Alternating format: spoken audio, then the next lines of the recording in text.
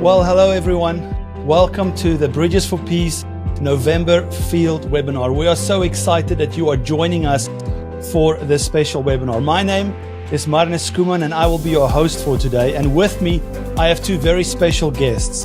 I have our international CEO for Bridges for Peace, Reverend Peter Fast, joining us via video. Peter, it's good having you in the room with us. And I have our US National Director, Reverend Patrick Verbeten, joining us.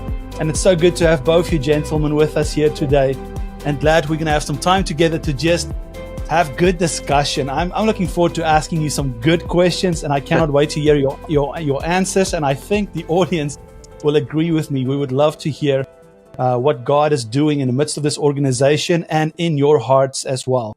But before we go there, I want to just say a special thank you to our audience that's viewing this today. I want to speak to those who are partnering with Bridges for Peace, our supporters. You are a blessing, and we appreciate and love you so much. Because of your faithful standing with Bridges for Peace, you're making it possible for us to continue the call God has for us as a ministry, to stand with Israel and the Jewish people. And we just want to say to you, thank you so very much. I also want to speak to those who may be watching for the first time a Bridges for Peace broadcast. Maybe this is the first time you're learning about the ministry. We've opened this webinar to more people to join us today. And if that's you, I just want to say thank you for joining us today. And I'm glad you are learning more about Bridges for Peace and Israel today. And I'm excited that you are here. To tell you a little bit about who we are, we're Christians supporting Israel and building relationships between Christians and Jews in Israel and around the world. And we have so much education that goes into the nations of why we as Christians stand and support Israel from a biblical perspective. We believe it's a biblical command. And then we have practical support in the nation where we have volunteers that's in Israel serving right now. And we have a food bank where we help over 24,000 people on a monthly basis through various programs, and also outside of Israel, blessing the Jewish people and our Arab Christian brothers and sisters. So we're excited for the work God has called us to do. And you're going to learn more about us as I'm talking to both Patrick and Peter through this conversation. So let's jump right into it. And I want to start by asking you a question that goes right back even before your time with Israel. And that is, where did you get your heart for Israel? Where did you get that flame lit for Israel? And Peter, maybe we start with you, and Patrick, then follow up from your end. Well, I mean, apart from making it my own one day with my walk with the Lord, I grew up in a family that revered the Word of God. My dad's a pastor. My mom heavily involved in ministry. But before I was born, my parents both went to Israel multiple times. It's kind of a generational thing on both sides of the family.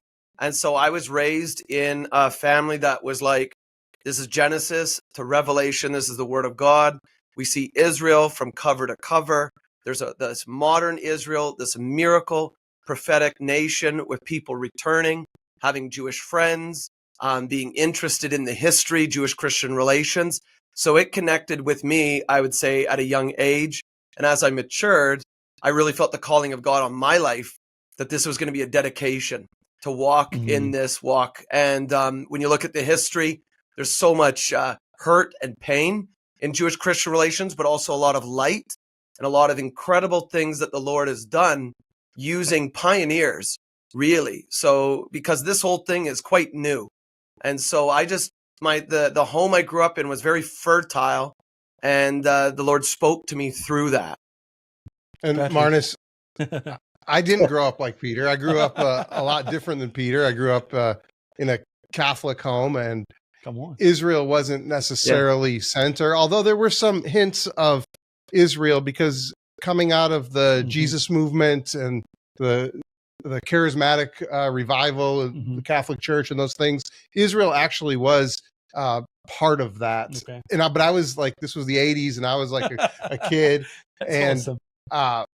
And it wasn't really until later on in life when I had my own relationship with God and actually was a full-time ministering to young adults, traveling around the United States, doing ministry.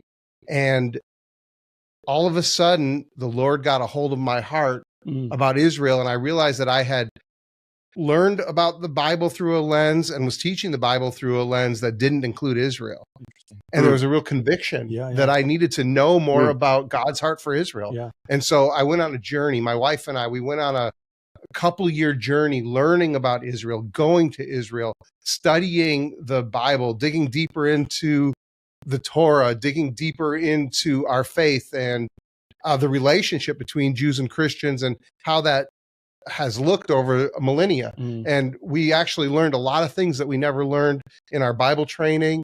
And we really felt the conviction of the Lord that said if he wanted us to, we would go out and we would tell other young people about God's heart for Israel. And that's actually how we started with Bridges for Peace and started our journey with Israel. That's awesome. Actually, that's leaning into the next question, is twofold question, because I couldn't separate them. The first one was about your connection to Israel. The second one was, where did everything for you start with Israel, with Bridges for Peace? And then also, I want to couple into that, where did we meet for the first time? Okay, so for me, my connection with Bridges for Peace and Israel kind of started at the same time. Bridges for Peace is the only Israel organization that I've worked for, volunteered at, been a part of. Of course, over the last 20 years now, I have connected with many Israel organizations and have learned from many of them. However, it's always been Bridges for Peace that has been our main thrust. And so we went and we served in Israel for 10 years. Awesome. But before that, the very first time I met Marnus was my young adult tour leader on the Zealous Young Adult Adventure Tour. And so he was my leader, and we connected with him and his wife, Leandre, my wife and myself. And it was just a wonderful time, life-changing for me. And we ate some good burgers as well in Israel. Come on.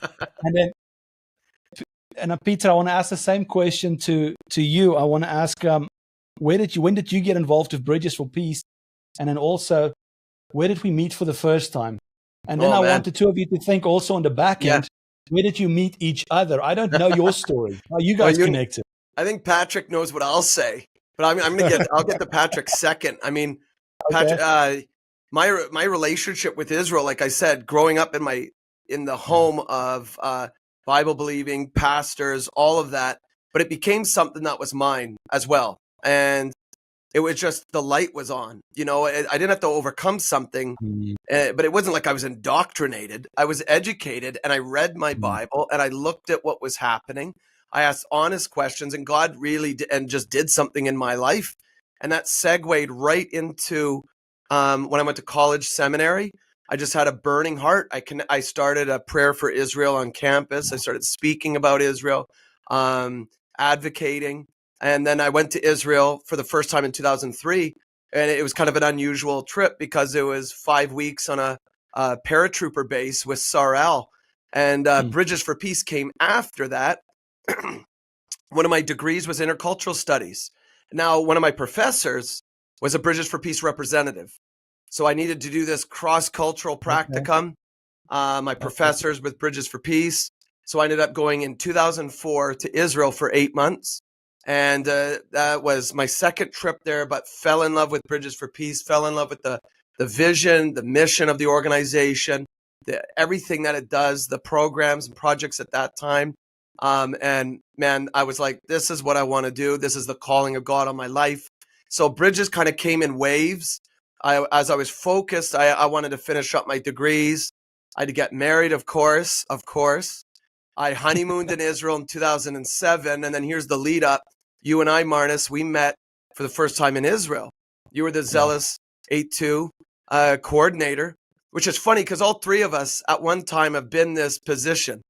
So I took over from Marnus, and Marnus, you're dynamic. You're amazing, as everybody can see on this webinar, of course. And so funny, man. Let's not go there. Let's stick to this. No, I won't go there. That chapter's closed. Come on. No, and so it was brilliant. And then 2009, BFP USA did this like fervor conference where they wanted to invite young adults. So my wife and I went down there, and we met Patrick and Rebecca. Now I joke because one night we were all in a hot tub together with some other people. So I was like, was that the first time I met Patrick in the hot tub? But I met Patrick and Rebecca at that conference, and I saw an anointing on the Verbetens. It was so amazing to connect with the people there. And I mean, God was confirming in our lives that Bridges for Peace would be the future. But that was a brilliant time to connect with you, Patrick. I don't know if you want to add to that story. Well, we were just infants in our knowledge. In fact, at that conference, we had never been to Israel yet. Yeah. We were with a bunch of people who had all been to Israel, and we were the only people that hadn't been to Israel. And so it was really great to get to know Peter and Deanna and the team here in the United States. They took really great care of us. You know what? It was the heart of the Christians that loved Israel that really drew us in. So the people here in Florida, they loved God and they loved Israel, and they weren't trying to put on a show. They were just authentic. And it was that authenticity that drew Rebecca and I in to God's heart for Israel. And our life was forever changed because of that encounter. That's awesome. That's awesome. Yeah. Well, thanks for sharing. You get wonderful friendships being formed starting in a hot tub. Let's just leave that right there. I'm just Squidlets. So, Squidlets. I want to now, Peter, you started with Bridges for Peace when you worked in the food bank. You were in a home repairman team, right? Yeah, home repair. That's what it all started for you at International? Yeah, I mean, home repair. I was doing food deliveries and I did some packing, but I was on officially on the home repair team in 2004 for 8 months. That's where I started. That's awesome. And yourself, Patrick, when you were International, you went straight into Zealous? That's right. We went specifically to go, and we were going to take over for Peter because Peter was going back to Canada. And so Peter took over from Marnus, and then Rebecca and I took over from Peter. And we had the privilege and the opportunity to start the Zealous Israel Project, which is the gap year program. Yeah. So we came, and so I was talking a little bit before about our ministry experience. We were pastoring young adults and running discipleship programs here in the United States. And so we took a little bit of our experience from that model and went to Israel, and we started a gap year program where 10 young people from around the world will come and spend 11 months serving in the different programs of Bridges for Peace, doing home repair like Peter did, or packing food, or working on the graphic design team, or working in admin, all different opportunities. And then they also have a community where they go out into the nation every month, getting different discipleship experiences, worship experiences, and really encountering God and reading the Bible there in the land where it happened. And so it was an incredible journey just for us to be able to do that. And after we did that for about 4 years, the Lord moved me into directing the operations there for the food bank and for all of the operations on the ground in Israel, for the outreach and the distribution that we did there. That's awesome. In Israel. Wonderful. I want to, seeing that we're talking about Zealous a bit, and I think it'll be great to answer this question. We all have a history when it comes to Israel and when it all started for us.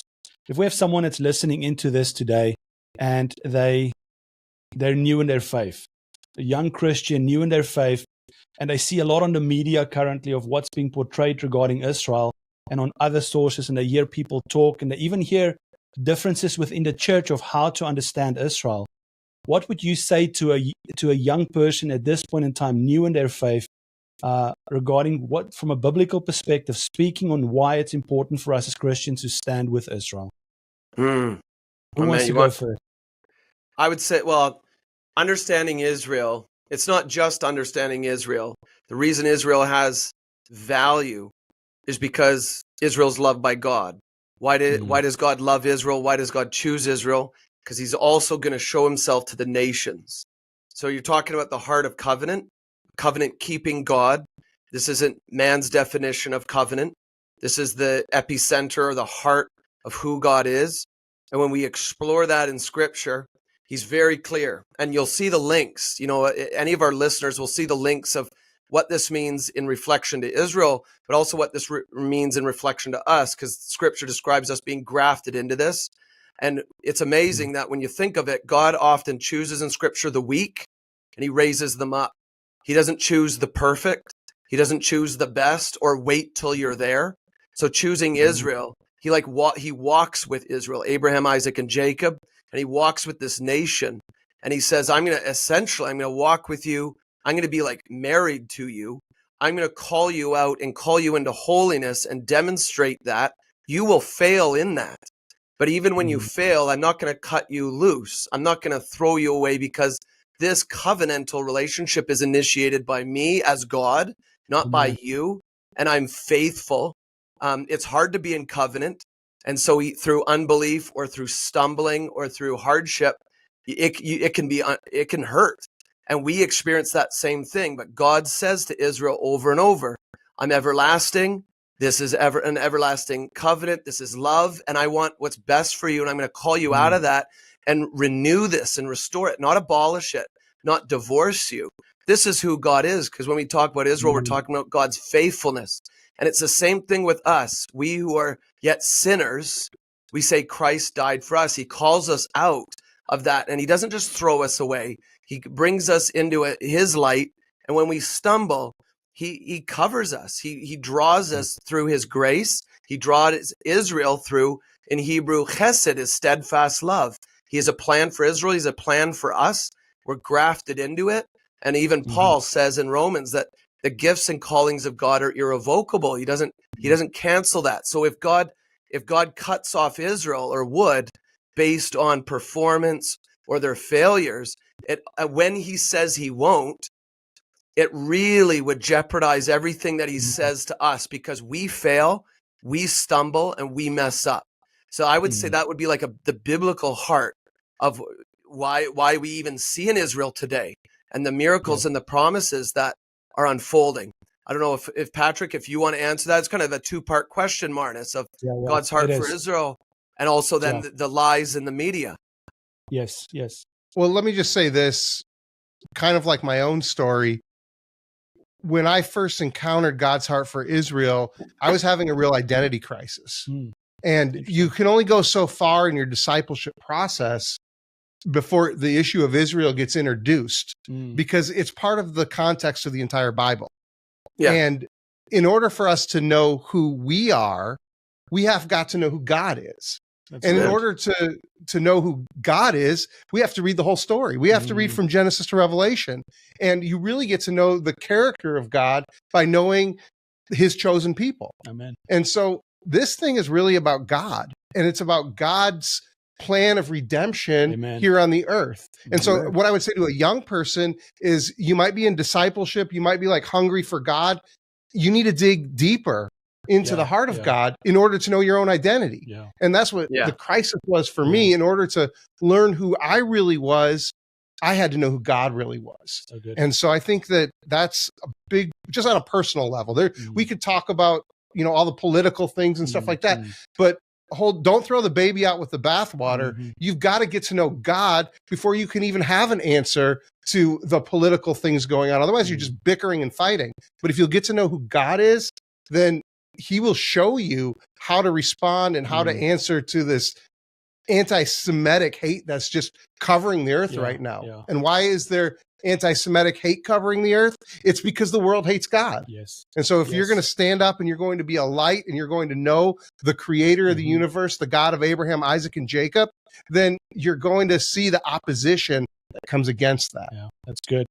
And if you're watching right now and you've been wondering about this, we love to talk about this, and we'd love to answer this for you from a biblical perspective. So in the back end, if you want to connect with us at Bridges for Peace, we'd love to talk to you more regarding this and help you in your understanding regarding Israel. But I want to take a slight turn at this point in time. And we've seen a lot happen over the last year and a bit since October 7th, 2023. And both of you were on the ground when October 7th happened in Israel. I want to ask you, what was that initial experience like for you, being on the ground with your family and walking through that first stages of October 7th taking place? I know, Patrick, for you, it's a unique experience during your time. And Peter, I would love to hear your story as well. What was it like in those beginning stages? I think our audience would like to know. Yeah.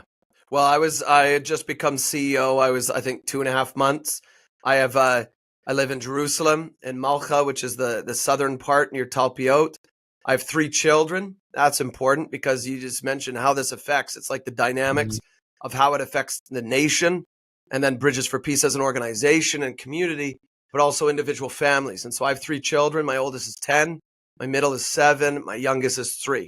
I even have a dog. So it even affected my dog. And nobody could have ever seen something like this coming. I'd lived in Israel for 3 years before. My wife and I had run to bomb shelters before without kids. We didn't have kids at the time. But on October 7, we woke up 6:29 to our phone just rapidly buzzing. There's an app, Seva Adom or Red Alert, that you can download. And I'd actually recommend even your viewers to download it, not because you don't have to live in Israel to have it, but every time it goes off, it'll tell you where a missile is in Israel. And then it actually could maybe give you time to pause and pray. Yesterday, about 100 missiles went off. So you have over 1 million Israelis in the north running for cover. So on October 7, my phone is buzzing constant. We have to run to our bomb shelters, grab the kids, go into the bomb shelter with the dog. And it's an emotional, it's high energy level. My oldest is autistic, so he's crying, he's screaming. You shut the door, you know something big is happening. And Israel, I mean, they're no stranger to missiles. They've had missiles before, especially in the south. 2 million people have been living with missiles for decades from Hamas, which has overrun and controls Gaza. But this morning was different. As we're sitting in our bomb shelter, hearing all the interceptions, which actually calm my children down. They're counting the interceptions. On my phone, I see the first photos of pickup trucks with Hamas terrorists on them coming into communities like Sderot, which is a small city of 40,000 people, and murdering people. And for the viewers to understand, in a short window of time, I mean, October 6th was relatively peace and quiet. It was Sukkot, the Feast of Tabernacles. It was just quiet. It was basically a ceasefire, but quiet from the last altercation. October 7, everything breaks loose. You have about 4,300 missiles that get shot during that day. And at about 100 points along the Gaza-Israel border, nearly 7,000 terrorists come through and slam into the kibbutzim, the communities, and the towns with the aim to kill as many people, mutilate them, take hostages, kidnap people, and just burn and destroy. And so when we saw those photos, I remember shouting out loud, like, God, what is happening? And we went immediately as a family, started praying. Suddenly this is different. That Israel's never experienced this before. We're praying, like, Jesus, like, give us wisdom. It was a crazy day, extremely dark, extremely filled with lots of anxiety. But I remember praying for courage that day, even with the fear of praying for courage and saying, Lord, however this pans out, because it looks absolutely horrific, I need courage, strength, and wisdom, because I'm also the CEO of Bridges for Peace.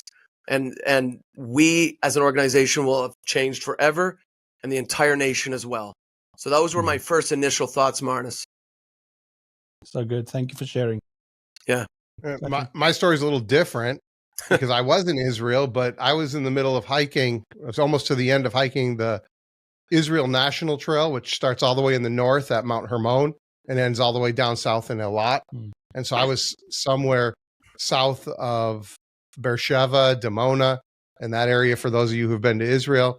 And it was 6 o'clock in the morning or something, and I was getting ready to hike into a national park. And the national park had a big sign that said, you're walking by a military zone, you're probably going to hear some explosions. And I start walking by this military zone, and sure enough, I'm hearing explosions all over the place. And little did I know that this was actual rockets. I thought this was a test. But then I started to look, and it was a Saturday, and the red alert or the siren was going off, and I'm like thinking in my head, they take their testing pretty seriously. And I didn't have any internet. This is the thing. So I was completely in the dark about what was going on. And it was later on that day that that my wife got a hold of me. I looked at my WhatsApp, and I had all kinds of messages when I finally got into service. And she alerted me and said, something is going on. And I said, yeah, honey, we've lived here for 10 years. There's always something going on. And that was actually, this is the sad reality of living in Israel, is that you actually get used to rockets coming into your nation. Yeah. What a sad reality that the world has actually become okay with rockets being fired into Israel, and Israel actually not having the right to defend itself against those rockets. I mean, this is the reality that we lived with. I mean, we had both witnessed rockets blowing up over the desert or over Jerusalem. We'd seen the Iron Dome intercept missiles in our 10 years living there. So it wasn't like a scary thing immediately because I was unplugged. I didn't see what Peter saw. That's the thing. I only heard some rockets. Yeah. And so I told my wife, I'm going to keep hiking. I had 13 days left. And she's like, okay. But she didn't really know what was going on. Later on the next day, I was able to get on the internet and see what had actually happened. And my wife and I had a conversation at 5 o'clock that morning, and she wasn't very happy with me that I was still out on the trail. But interestingly, I wouldn't have been able to leave because the entire south of the country was shut down. I mean, there was nothing I could do. I was in the middle of nowhere. And it wasn't until later that day, I had a phone call from one of my Jewish friends, Orthodox Jewish guy, and he's offering to come down south and get me. And I'm like, dude, if it's as bad as you say it is, you don't need to be coming down south to rescue me from a mountain. I'm actually safe out here. There's nothing going on. But this is the way the Jewish people think. It's a community when something happens. And that's what I saw happen on October 7th. And even out on the trail and out in the south, I was in Mekeshet Ben Gurion, the home of David Ben Gurion, where he lived. For those of you who've been to Israel, maybe you've been there. And that's the community I ended up in. And the whole community had come together, and they were there to help people. So I actually made my way back to Jerusalem with another driver. I was standing at a bus stop, but a farmer picked me up and took me all the way back to Tel Aviv and I was able to get a bus from there in. And when I got back to Jerusalem, the weight of everything kind of hit. I didn't know. I hadn't watched the videos. I hadn't seen the social media. It was only what the people were telling me, and they were all afraid. That was the thing. There was a lot of fear in the South, especially at that time. When I got to Jerusalem, I immediately was able to engage with the work that Bridges for Peace was doing. So I was on a sabbatical before I came back to the United States to take this job. Peter and Daniel, Peter had taken over. Daniel Kirkavel had taken over my job. And so I was on like a little break before I moved my family back to the United States. But immediately when I got back to Jerusalem, I think I saw Peter that night at the store getting water. We were getting water for the Bridges for Peace staff, so that because there was a huge crisis, we didn't know if nukes were going to be coming in from Iran that night. It was crazy. And so immediately, though, the team engaged, and all of it, by Saturday, I think we were out in the communities. And we were out immediate action. Immediate action. No, before Saturday, it was like Thursday or something. I don't even know. Peter, you were leading it. Yeah, well, we started making. We filmed our first media reports, and we're writing our first reports October 7 in the afternoon, 4 p.m. Israel time. And I mean, it was like Jerusalem was like almost empty, and people were in shock. It was eerie. I literally, I don't imagine these things like whatever. We literally were wondering, are people going to come down our street? In Malcha, we're not far from Bethlehem and Bet Jala. In the second Intifada, they had suicide bombers coming out of Bet Jala and blowing up buses. So Israel knows that there are radical cells in these places, and literally that's where our minds went at first. Are people going to come down these streets and start like trying to kill people? And we had to say no to that, but we still have to use our wisdom and our smarts. And you see it affect everybody. Like, as you said, Patrick, the community. Yeah, my wife and my daughter, and then our friend Cozy, hi, if you're watching. I was on the phone with them once I got out, and they were talking about all their plans of how to escape the house if somebody came in, or how they were going to barricade themselves. So that's exactly how they felt in Jerusalem. They didn't know if somebody was going to just come in and start blasting bullets through the window, because that's what happened in the South, and that's what they were seeing on WhatsApp and on the different social media platforms. Yeah, and if you may, if I may, Marnus, I'll cap this off with, is because it's important for the viewers to know that actually was the plan. Hamas would attack from Gaza, cutting off the center of Israel. Hamas in Judea, Samaria, aka West Bank, would attack the center, and Hezbollah would come from the north and literally like try to overwhelm Israel and slaughter people in major centers like Jerusalem, Tel Aviv. Those were their goals. Hamas and Gaza, they just jumped the gun. Well, it's good to know for our viewers just to understand more what was happening directly in that period of time. Yeah. A personal question to you, Peter. With everything that has happened since, you talked about your children, your family that's over there. You've been living with this now for over a year. You all doing well? And is there any way, how can our viewers pray for you? You know, I tell people we're okay and we're not okay. I'm going to be transparent, as I'm transparent with people. Personally, I haven't slept well in a year. It's over 410 days. Fighting is still going on. Israel is under threat on 7 fronts. There are still 101 hostages in Gaza. They have no idea how many are alive. Also, some of them are American. You got to remember that. And this takes a toll. It's every single day. I mean, every single day, dozens of times I check this with as the sirens go off. I'm in Canada right now. I check this every day to see where the missile's going. I read everything. I'm talking with Israelis, displaced people that have seen the most disgusting, horrific things that they witnessed, people who hid for their lives, people who are fighting in Gaza, fighting terrorists, and they all want to share this with me. I witnessed things. I went down on the 9th of October, within less than 40 hours of the attack, to Sderot with 500 bags of food. There were burning cars. There were bodies still out, rockets coming through the sky. It was like an apocalyptic film. And so that has a massive impression on me. And then my wife, who's amazing. God's gift to wives. Like, God has given me such an amazing woman of virtue, like Proverbs 31. And she is such a pillar for our children. She's such a pillar as we minister together in Israel. And she actually teaches. She works with homeschooling and all of this with our own kids, but also walking through the day to day. Because a couple of times I haven't been home when they've had to run to bomb shelters. So one of the Iranian attacks against Israel, I was flying. I was in flight from Tokyo to Jerusalem when it happened. So Deanna grabs the kids and the dog, runs to the bomb shelter as ballistic missiles are coming at the country. And so she is a strong person, but also sensitive and transparent. And she doesn't, she's really upfront with the kids. So the kids ask all kinds of questions. They bottle things up. They cry at times. However, God has done a work in their life, and Israel's home. They love it. Amen. They refer to Jerusalem as home. They've never once said, can we leave?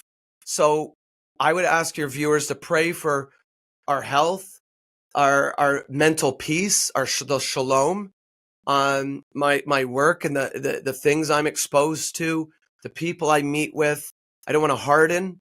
I want to be able to love on people and do my job and be creative each and every day and strong and courageous, but also be tender and there for my kids.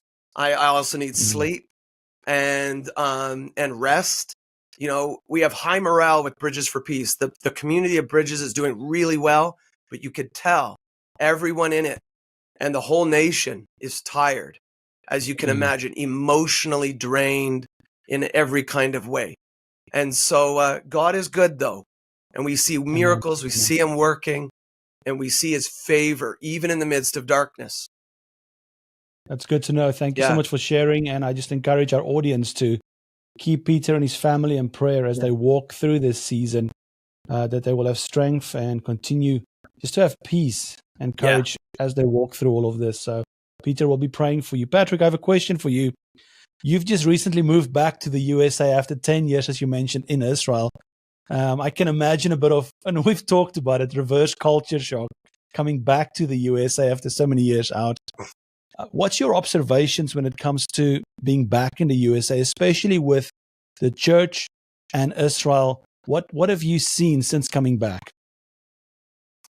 This is probably the most common question that I get asked, and you think I'd have a canned answer, but actually, it's been difficult. The whole thing, you go to a foreign country, you fall in love with the people and the culture, and the heart of God that's there in Israel, and so your heart is in one place, but then the Lord begins to stir in your heart a new calling. So actually, let me go even further back. Moving to Israel was difficult. We didn't just have all the answers, and it wasn't just perfect when we moved to Israel. It was very difficult, actually, learning how to grocery shop and how to live in Israel and take public transportation. We had a 10-year-old and an 8-year-old, and we didn't speak the language. It was tough, right? Yeah. But we fought, and we embraced that culture because that was our calling. Now we're back in the United States, and actually it was a lot of the same stuff. The currency was different, and the language was different, and the grocery stores are like way bigger. Like there's like 15 different kinds of mayonnaise you can buy in the United States. In Israel, like you're lucky if you get one mayonnaise, And so we were actually overwhelmed moving back to the United States. A little bit sad because we had to leave Israel, but also hopeful because we knew that there was a calling for us here in the United States. We always have, these places that we want to live in our life, but the one place that we know that we want to live is in the will of God. And we knew beyond a shadow of a doubt that the Lord called us back to the United States. And actually, that really just manifests itself right away when we got back here and we saw the huge need with what was going on the university campuses and the way that the Jewish people here in the United States are feeling so alone and so isolated. And so immediately when we got here, we recognized that God brought us back to the United States because he has a call on our life to stand with Israel from the United States. And so whether it's ministering to the church or ministering to the Jewish people, there is a huge work that needs to be done here in the USA. Come on. And this is God's heart. It's our mission is building relationships with Christians and Jews in Israel and around the world. Yes. Yeah. And so our heart is for the Jewish people, and our heart is also for Christians, that they would know their identity, that they would know God's heart for Israel, that they would be able to be a part of this great thing that God's doing here on the earth. Yeah. And that's exciting. It is. And so we're excited to be here. We miss Israel, and we're just trying to figure out how to do life as Americans again. One of the things that's been a challenge is I'm way behind people in my peer group, meaning I'm 47 years old and I just bought a house and I just bought a car, and I haven't been building up my sort of life for the last 20 years like other people my age. Yeah. So it's kind of that strange thing, right? Just kind of starting all over. Yeah. And so that's what it's like right now. We're just kind of starting life as Americans, and it's kind of feels weird. There's some things we really like about living back, some convenances about living in the United States. Kids out of the house, and we love this country, and we're looking forward to traveling. That's awesome. This year. But it's our kids are gone too. Yes. So we raised our kids in Israel. So our kids are like third culture kids. Yeah. My youngest daughter is in the Marines, and my oldest daughter continues to go back and forth and serve in Jerusalem. That's so good. Peter, how's the Bridges for Peace family in Israel doing? You've touched a little bit on it. You've become the CEO of Bridges during this difficult time, and I think the whole organization has been stretched during this time. And you've mentioned we'll never be the same again. Yes. But specifically, how's the family of Bridges for Peace on the ground in Israel doing? They're doing really well. Bridges, when Deanna and I, it's interesting, after that 2009 hot tub party, where we met Patrick and Rebecca, Deanna and I moved to Israel in 2010. And Patrick kind of referenced that he took over from myself, from Zealous. So Deanna and I, without kids, we lived in Israel for 3 years. And then on our way out, Patrick and Rebecca and their 2 girls came in.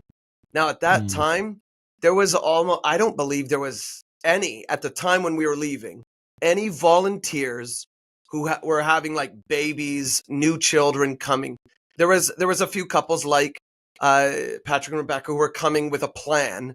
They didn't have little infants. They had, 8 and 10-year-olds and stuff like that. Yeah, or homeschool age.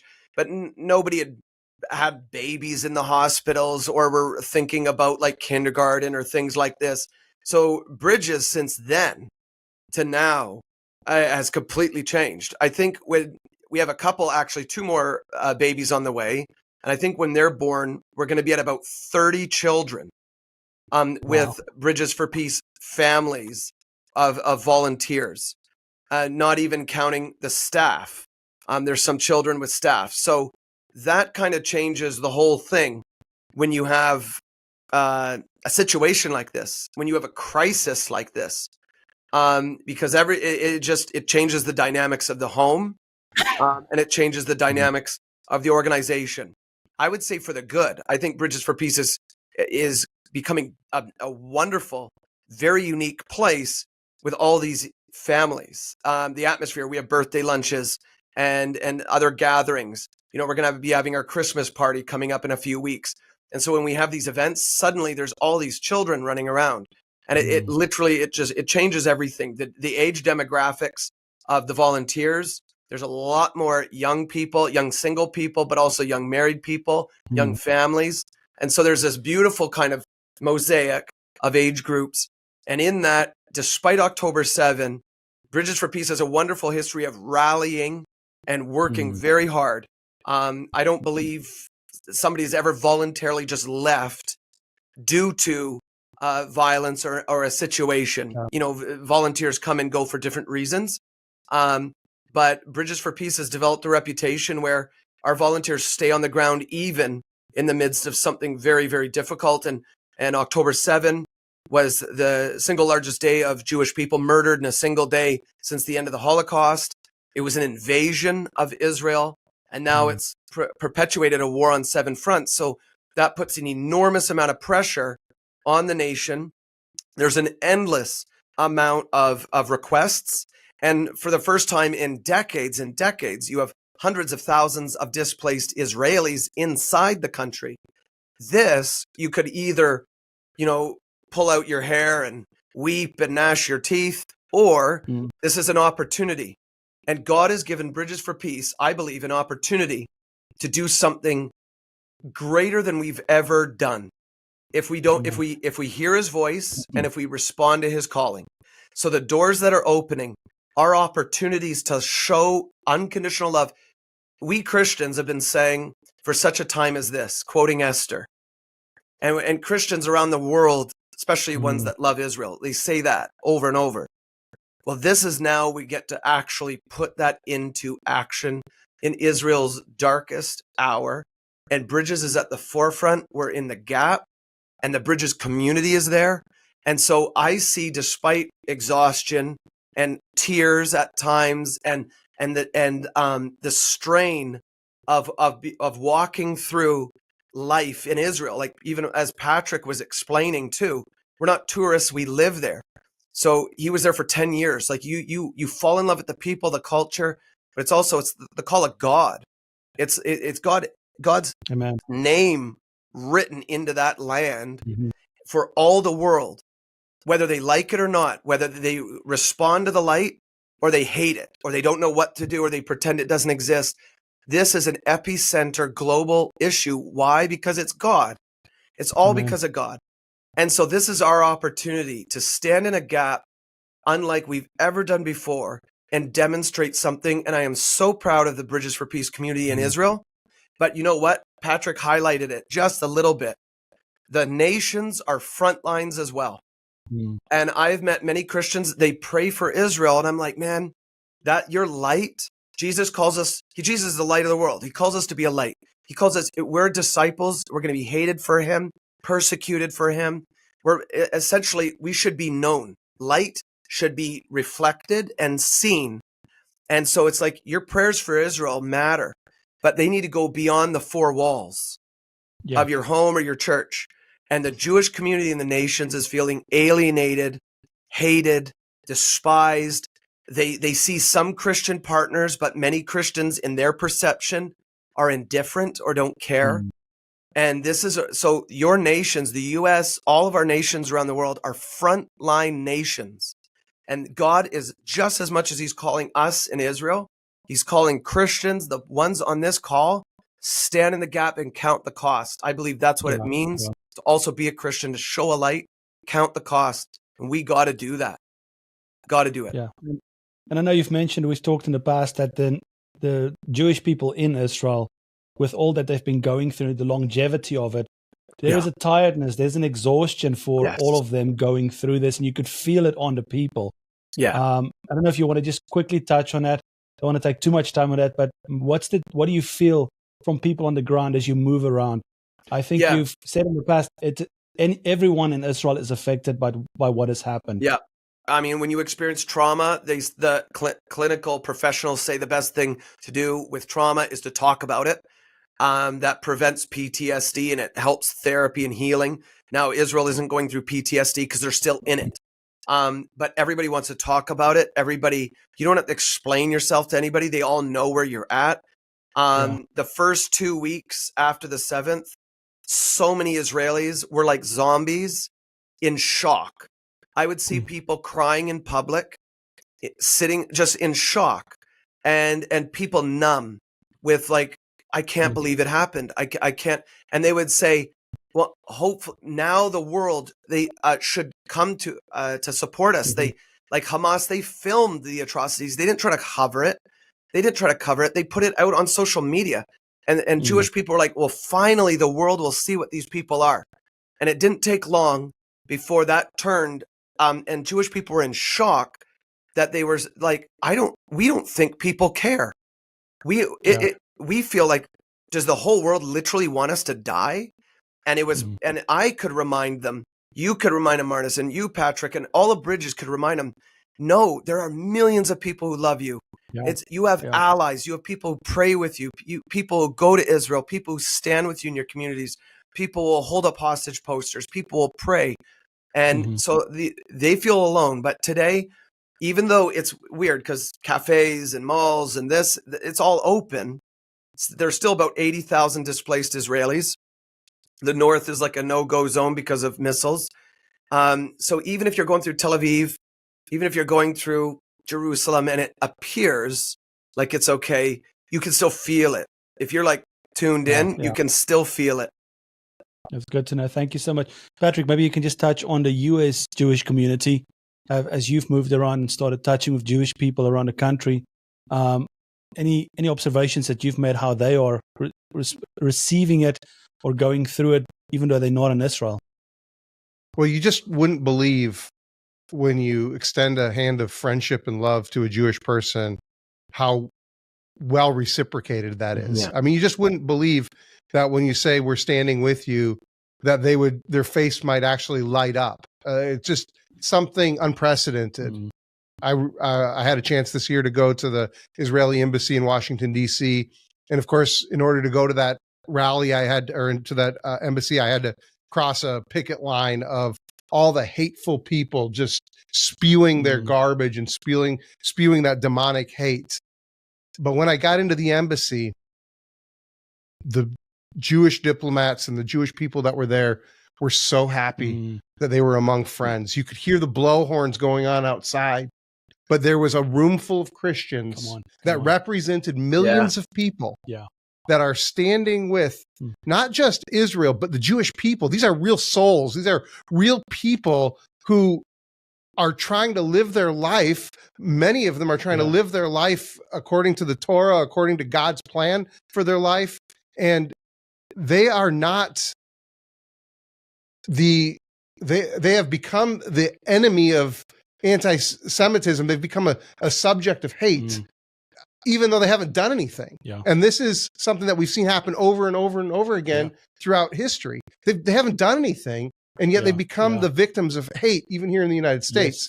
But when we extend a hand of love and friendship They're right now more than ever, they just want to hold your hand. They want to grab out your hand, and they want to, you don't even have to say anything. You just have to say, I'm with you. You just have to show that in your love and in your face, and it reciprocates. That's so good. That's so good. And Peter, you can maybe speak to that as well. Maybe I don't know if there's a story that you can just share regarding the Jewish people and how they feel about Christians. That doesn't need to be on the ground there, but they're on the ground in Israel. Bridges for Peace is right there in the midst of everything walking through this. Is there maybe a story that you can share of how that was experienced by Jewish people, that it's almost a shock to them that there's Christians that love them that much? Yeah, mate. And this will actually be close to both of your hearts. I went to a barbecue to support soldiers, just to stand with them, hang out with them, love on these guys. And I mean, it's like, of course, you got all your meats, your steaks, and your hamburgers and everything, right? Chicken. This is good. Yeah, and it's guys who have come right. They've been fighting for 4 months in Gaza. They come out and they're exhausted. And I get an opportunity to just tell them very simply. I didn't give this big fancy speech. I love you guys, Christians. We stand with you. All of that.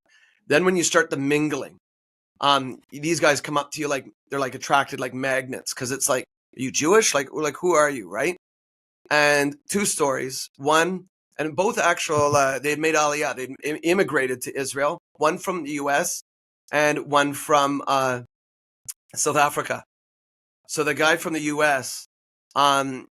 just was absolutely dumbfounded that we're here, non-Israelis. Like, I could get on a plane, and I have a Canadian passport. I could just get on a plane and leave. But the calling of God has me planted right there. I can't leave. And so he's just in shock that people even love Israel, that people are even there to serve. And the guy starts crying. It's like my new job is now making Jewish people cry. I've never made so many Jewish people cry in my life. I'm telling them very simple words like, you're not alone. We're with you. Last night, we had a fundraising event here in Canada, made a whole pile of Jewish people cry. I had one person come up to me and said, I'm not even Jewish, and you made me cry. So the second person who came up to me was really powerful. South African guy from Cape Town. He grew up in Cape Town, made Aliyah. And he was asking where are your offices? So he'd heard about Christians standing with Israel, of course. He goes, where are your offices? I said, actually, we got an office in Cape Town, South Africa. And he goes, oh, like, do you staff, or like Jewish people work there? And I said, no, Christians. So he assumed if we're in South Africa, that the only people who must love Israel in South Africa would be Jewish, because no Christians in South Africa must love Israel. I said, mate, you got it wrong. I said, South Africa is actually our second largest sending volunteer nation. Millions of South African Christians love Israel. We have amazing national directors. I just came back from South Africa, in Durban, Cape Town, Joburg, speaking to tons of Christians. They love you guys. And this guy starts crying. These are like battle hardened. They've been in Gaza for 4 months fighting for their lives, coming out and weeping and hugging me and kissing me at just the thought of Christians that would love them, and Christians who would come to Israel and give up so much to love and stand with them. And I mean, I could fill this for days, this podcast with stories, but those two stories really resonate.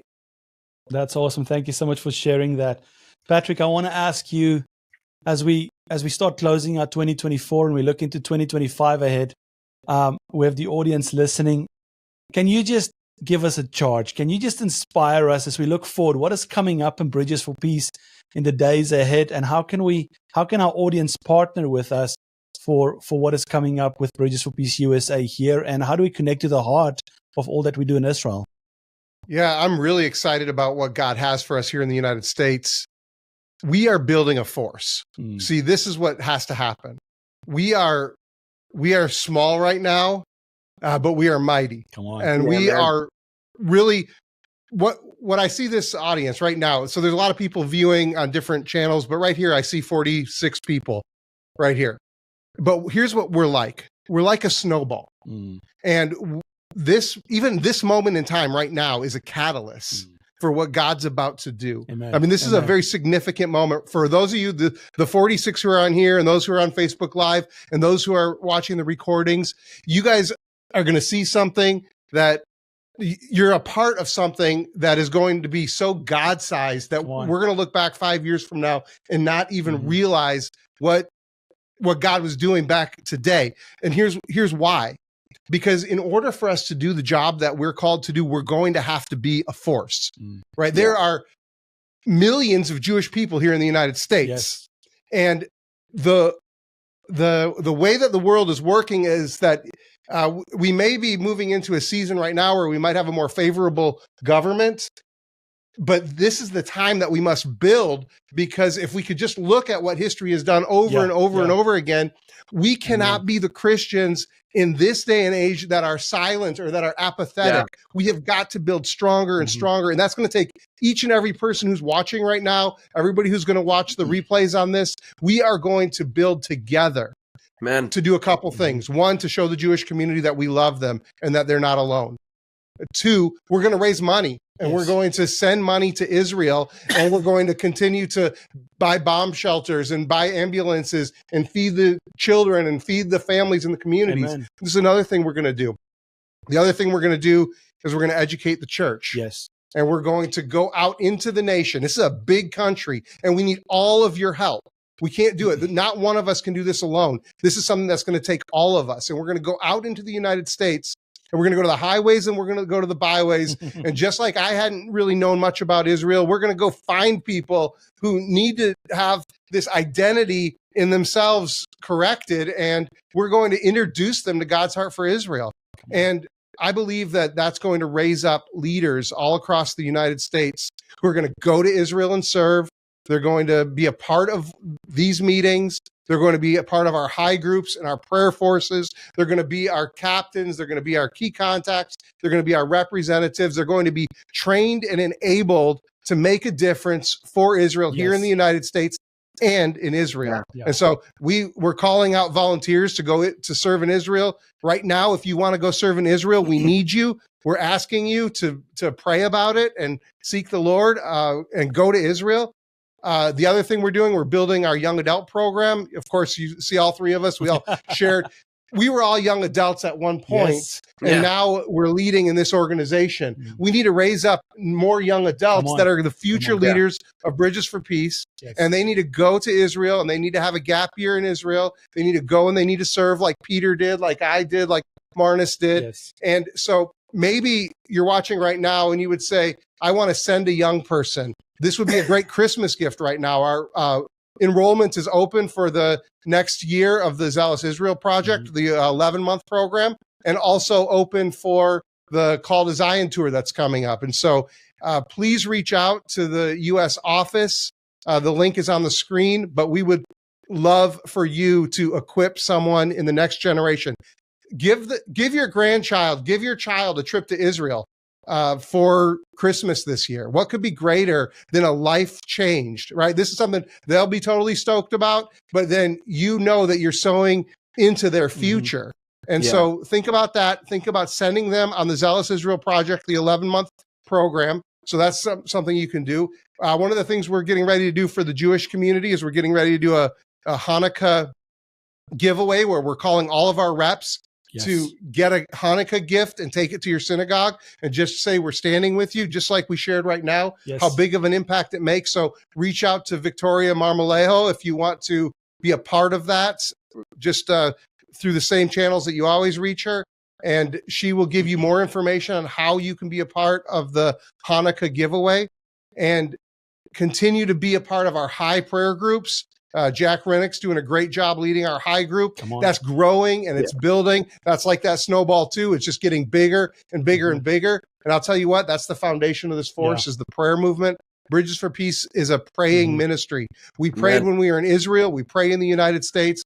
We're not done praying. We're going to keep praying. And so we want you to be a part of that prayer force. There are lots of ways right now for you to be involved in standing with God and standing with Israel. Amen.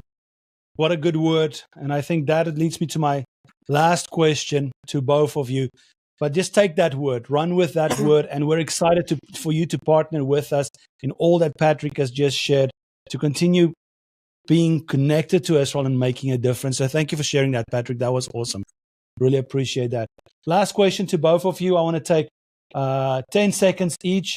What's your favorite restaurant in Israel to eat if anyone goes to Israel? Oh, Segev. Segev. Okay. And I'm going to Sedekayu. Okay. Wonderful. Well, that sounds fantastic. I'll go with you too, Patrick. Yeah, and I'm with you at Segev too. Well, with that being said, I want to thank both of these gentlemen for joining us today, both Peter and Patrick being on here. We appreciate both of you so much. We love both of you so much. You are called by God for such a time as this, and Amen. We're excited to be with you on this journey, and that God has called both of you to do the work that you're doing right now. Love and appreciate you, and we will pray for you.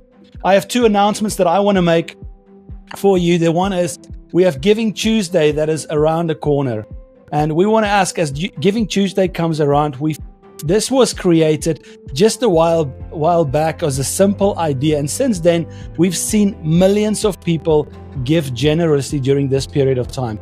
We want to ask you if you would partner this year during Giving Tuesday with Bridges for Peace, so we can continue the call that God has given us to stand with Israel and the Jewish people. We'll have more details to come regarding this in the near future, but I just want to make you aware of it. You will receive some details in the near future, and we want to ask that you will pray and consider during Giving Tuesday to stand with Israel and the Jewish people, and let Bridges for Peace be your hands and feet to do so.